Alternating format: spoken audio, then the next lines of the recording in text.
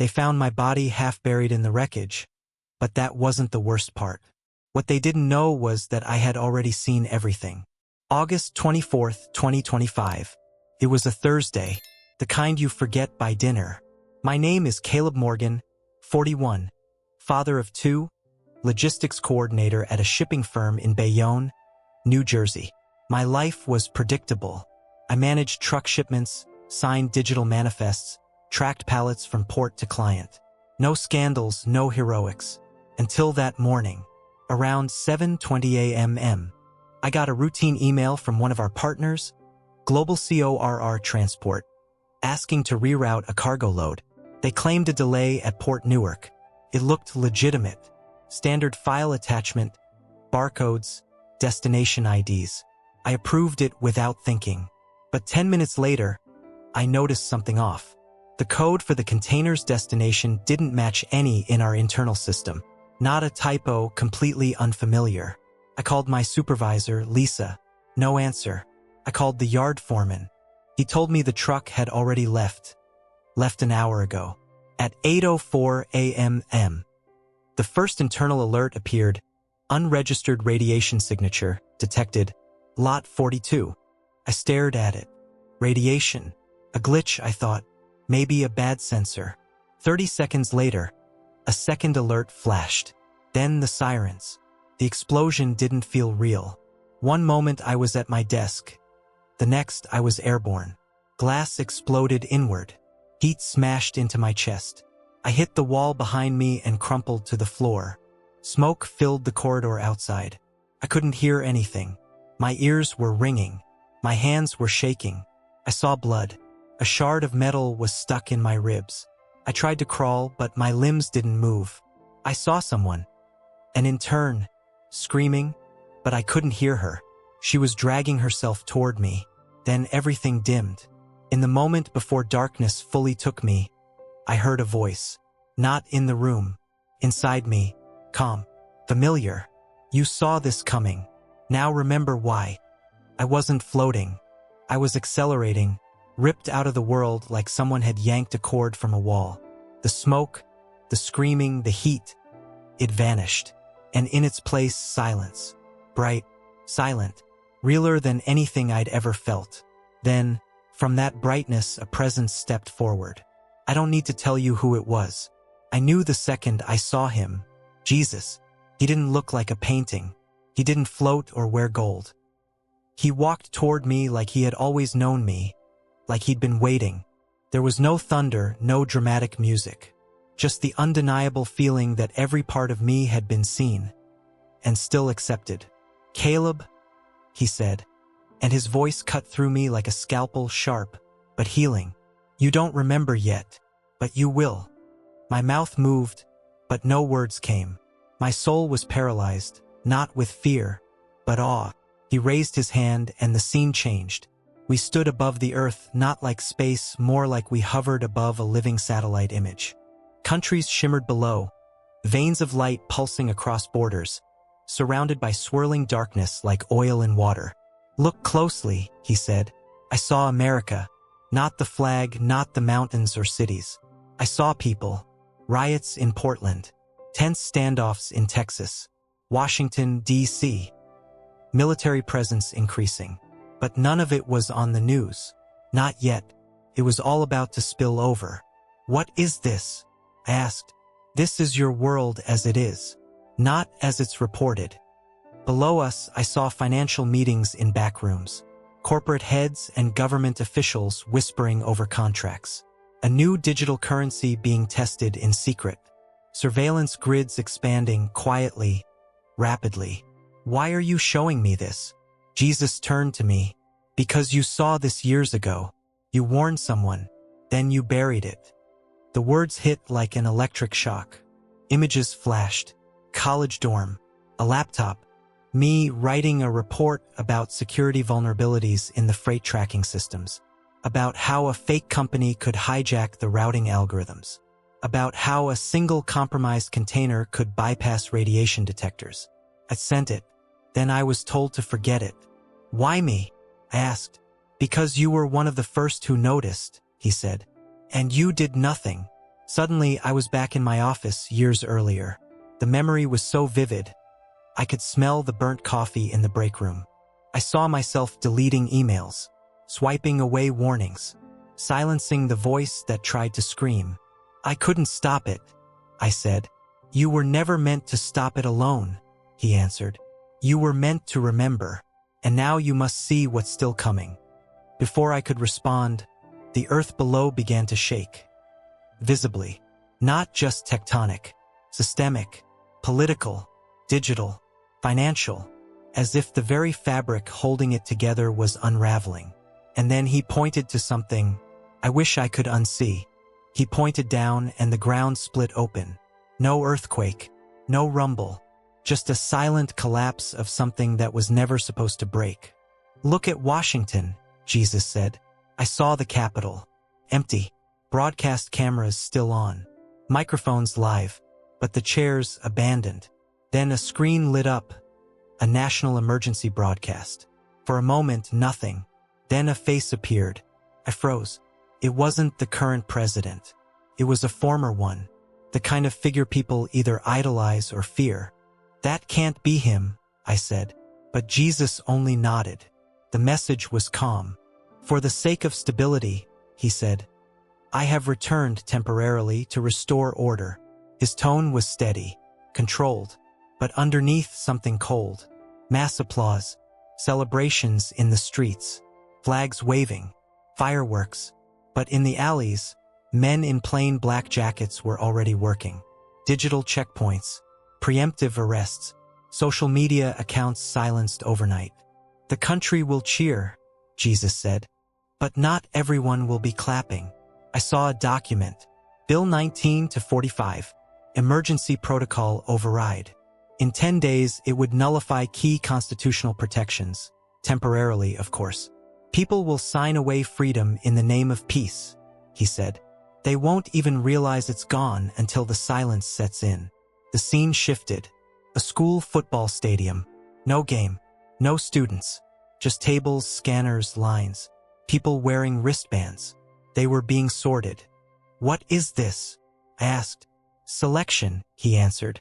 Based on risk scores, social behavior, faith alignment, family connections.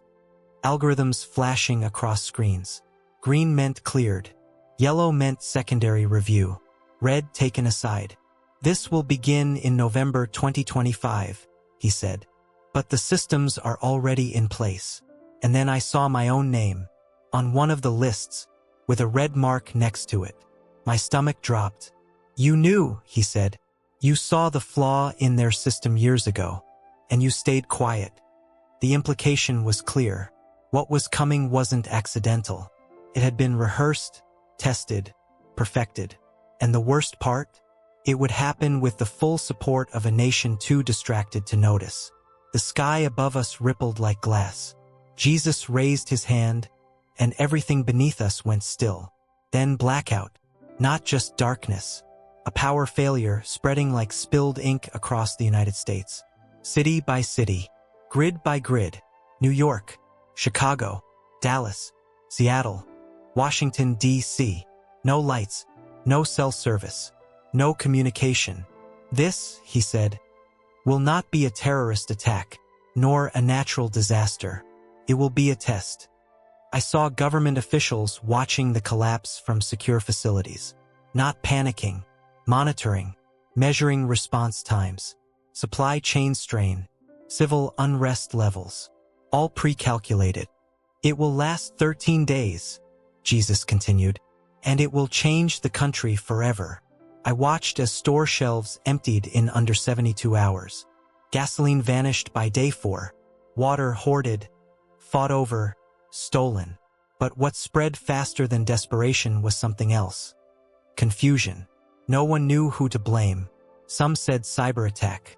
Others claimed solar flare. Militias formed in the Midwest. Cities barricaded their own residents. The federal government remained silent, intentionally. It's a dry run, I whispered. Jesus nodded. They will call it the 13-day silence. But it is the beginning of the reset.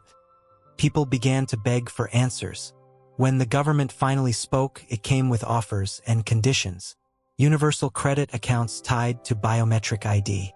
Emergency rations accessed through facial scans. Temporary compliance requirements.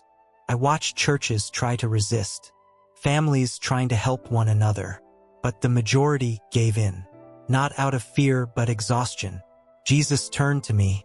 The enemy does not conquer with violence. He conquers with consent. Then I saw something unexpected. A celebrity, one of the biggest in the world, going viral for preaching obedience to the new system. Her message was broadcast on every remaining screen. Sometimes the best freedom, she said, smiling, is the freedom to feel safe. And millions agreed. Jesus pointed, and the scene shifted to a massive crowd. Red carpet, cameras, applause. But this wasn't a movie premiere, it was a funeral. I recognized the casket. It was someone known worldwide. A legendary figure in entertainment. One of the most beloved voices in American culture. Her death hit the nation like a thunderclap. People mourned on live streams. News anchors cried on air. But Jesus whispered, "She didn't die by accident." Immediately I saw the hidden part of the story. Meetings, pharmaceuticals, pressure. She had refused something, a campaign, a narrative, and within weeks she was gone. In the wake of her death, a shift began. A-list actors, musicians, influencers began endorsing a new movement. Unity through alignment. The motto sounded harmless, even noble. But it wasn't. Behind the slogans were psychological operations. Algorithms boosting approved speech. Celebrity confessionals, flooding TikTok and YouTube. I was toxic, but now I've surrendered to the greater good. Within days, schools were requiring digital wellness alignment. Not education, reprogramming. Children reciting phrases without understanding them. I saw a talk show go viral. A famous comedian mocked religious paranoia about what he called the light standard. Jesus said, "This is the final test." He showed me 3 names, actors, CEOs, former skeptics who would publicly convert. Their confessions would break records. Each one followed by massive public donations to a global fund for humanitarian alignment enforcement. But then, I saw something else. 3 states. Quiet, rural, small-town America. Something ignited there. Not rebellion, prayer. Fasting. Entire counties unplugging. Communities refusing the system. And the signal went dark. Jesus turned to me. This is where the true war begins. The world vanished. And suddenly we were moving through something I can only describe as a corridor made of memory. Not mine, humanity's. Images flashed like lightning. The construction of ancient temples, the fall of Rome, the signing of the Constitution, mushroom clouds, rockets, protests, kneeling soldiers. I was seeing everything at once. This is collective history, Jesus said. Unfiltered, untouched, unrevised. I saw how truth had been rewritten and who had rewritten it. Hidden meetings in the 4th century, where scriptures were edited, names removed, warnings buried. I saw ancient prophets whose messages were destroyed before they ever reached the public. Not by emperors, but by religious authorities themselves. These were not lost by accident, he said. They were erased. We stopped in front of one memory, a council meeting in 1684. I watched clergymen debate whether to exclude direct accounts of angelic visitations from common Bibles. If they read this, one man said, they'll stop fearing us. Another nodded. Mystery must belong to the church. Jesus looked at me, and that's when men began worshiping systems instead of me. Suddenly, I was standing in what looked like a vast, endless hall, thousands of shelves, each glowing, souls, stored, not trapped, but waiting. These, he said, are those who died seeking me but never knew me by name. I hold them until their testimony is complete. Then I saw another place, dimmer but not hellish. It looked like a courtroom, but there were no accusers, only people reviewing their own lives in perfect clarity. This, he said, is where self-deception dies. I saw one man who'd been a global humanitarian, sobbing. Not because he had sinned, but because he'd realized everything he did was for admiration, not love. Then I saw a woman, unknown, elderly, poor. Her file was nearly blank. Just one entry. She forgave, and heaven roared. We moved again, faster this time. I saw a city suspended in what looked like twilight. It wasn't heaven. It wasn't hell. It was something else. Limbo? I asked. No, Jesus said. Deception. It was filled with light, but none of it was real. The people there smiled, danced, prayed, but it was all performance. They thought they were in paradise, but no one asked questions. No one sought truth. They recited mantras, bowed to illusions, repeated phrases like programs. They believed comfort was salvation, he said. They never searched beyond the surface. Then I saw it. A building shaped like a church, but the cross was upside down. Subtle, easy to miss. Inside, a man preached about energy alignment. He quoted scripture, but only pieces, and twisted them into self-help slogans. I recognized his voice. He was still alive on earth, streaming sermons to millions. Why is he here? I asked. He believes he's serving me, Jesus said. But he's serving himself. The people applauded him, but no one looked up. Jesus raised his hand, and their smiles froze. The fake light dimmed. For the first time, I saw their eyes empty. They traded relationship for religion, doctrine for discipleship. We moved again. Now I saw a group of beings, not human, not angels, observers. They stood on a ridge watching Earth. No emotion, no words, just observing. They record every word, Jesus said. Not for judgment, but for patterns. I asked, who do they work for? They answer only to the throne, he replied.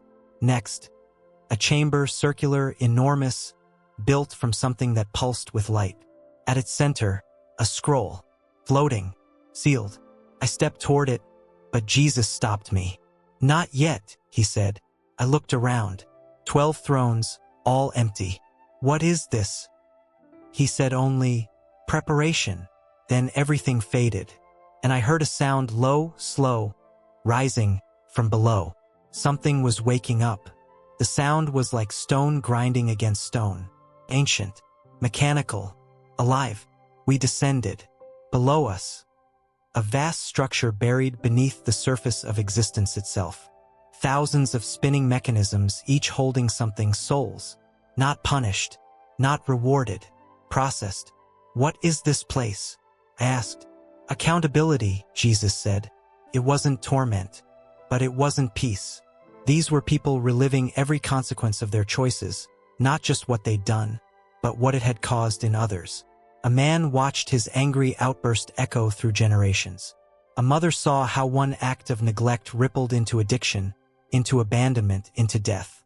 There was no voice yelling at them, no demons, just undeniable clarity. Each soul walked through their own cause and effect web, unable to lie or look away. Every hidden ripple, Jesus said, is brought to light here. We passed a room of silence. Inside, people who never harmed, never helped. Spectators in their own lives. I felt the weight of their wasted years. Neutrality is not righteousness, he said. Another section, smaller, colder. I saw souls wrapped in their own shame, refusing to look up. Jesus said, they judged themselves before they ever met me. He paused. They were wrong. And just like that, the machinery stopped. Dead silent. We rose. I saw then a structure I hadn't noticed before. Towering. Geometric. It looked like a library made of lightning. Books floated midair, spinning slowly. I reached for one. Jesus nodded. The book opened and I saw myself. Every word I had ever spoken. Every private vow. Every compromise. Every moment I claimed I was too busy. The weight of it hit harder than anything before. Not because I was condemned, but because I finally understood how much of my life I had wasted pretending I had more time. And then Jesus asked me one question. What will you do if I send you back? His question echoed in me like thunder. What will you do? If I send you back? I couldn't answer. Not yet. We moved again, faster this time. But we weren't going up or down. Felt like sideways through layers. We entered a chamber that looked like an inverted cathedral. Giant arches made of living light. No seats, just pillars, each one pulsing with different colors, frequencies. I realized they weren't stone. They were people. They're not dead, I said. No, Jesus replied. They're intercessors. I saw what he meant. These were living people on earth. Unseen, uncelebrated, but they held everything up. A farmer in Iowa praying over his tractor. A blind woman singing scripture in her kitchen.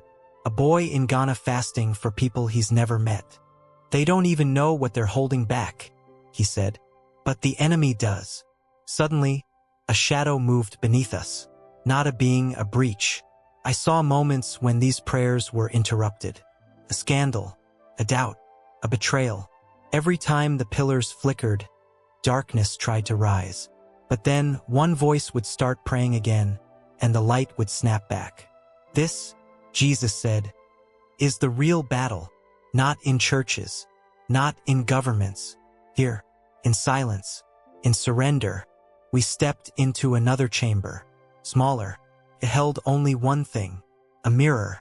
I looked in and saw myself, not my face, not my body, but my motives, why I did what I did, why I hid what I hid. Every excuse I ever used melted in an instant, and still he stood beside me. Then he placed his hand on my shoulder. It's time. A gate opened behind us. It pulsed with golden fire. I didn't know if I was ready, and then he said something I'll never forget. You've seen the truth, Caleb. Now will you carry it? I stepped through the gate. It wasn't like being pulled back. It was like being launched through dimensions. Light, pressure, then sound. My chest exploded in pain. My eyes snapped open. I was in a hospital. Machines screaming. A nurse yelling for the doctor. Someone pressing hard on my ribs. Couldn't breathe. Then a gasp, like breaking the surface of deep water. 14 minutes. I had been dead for 14 minutes. They said I coded in the ambulance. The paramedic had nearly called time. But then, out of nowhere, the heart monitor lit up. No one could explain it. No drugs. No shocks. No last-minute miracle medication. Just breath. Later, I found out something else. At the exact moment my heart restarted, a woman, someone I hadn't seen in 20 years, had dropped to her knees at home and started praying for me. She didn't know why. Now I do. You don't come back from death without seeing things differently. So here it is. The truth. You don't have time. Not the way you think you do. Every delay, every excuse, it costs more than you can imagine. The little choices matter. The words you whisper to your child when you're tired. The silence you keep when someone needs truth. The apology you never make. The prayer you postpone. Those things echo. And love, real love, is louder than any fear. If you're waiting for the right moment, this is it. Pray. Not like a ritual, like a lifeline. Forgive, even if they don't deserve it. Speak, even if your voice shakes, because every soul you touch becomes part of your story. And when your time comes, you will see it all again. I died, and I came back with one purpose. To tell you this, you are not random. You are not forgotten. You are not too far gone. Turn your heart toward the light and start again. While there's still time.